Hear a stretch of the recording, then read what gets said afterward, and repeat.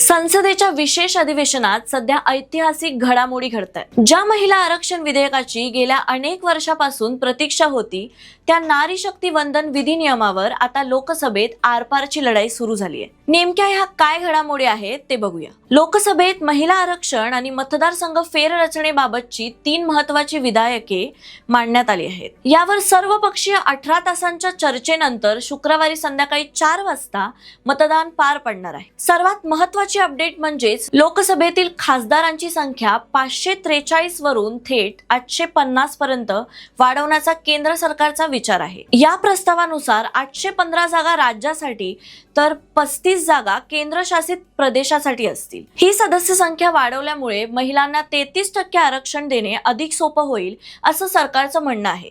नव्या जनगणनेची वाट न पाहता 2011च्या जनगणनेचा आधार घेऊन मतदारसंघाची फेररचना करण्याचा प्रस्ताव मांडला गेला आहे। यामुळे 2029च्या लोकसभा निवडणुकीतच महिला आरक्षण लागू करण्याचा मार्ग मोकळा होऊ शकतो। दुसरीकडे विरोधकांनी असा आरोप केला आहे की सरकार आरक्षणाच्या नावाखाली मतदारसंघ फेररचनेची खेळी खेळत आहे। जनगणनेशिवाय फेररचना करणे हे लोकशाहीसाठी धोकादायक आहे। तुम्हाला काय वाटतं, महिला आरक्षणामुळे खरोखर महिलांचं प्रतिनिधित्व वाढेल का? कमेंटमध्ये नक्की सांगा आणि अशाच अपडेटसाठी सबस्क्राइब करा जबरी खबरी।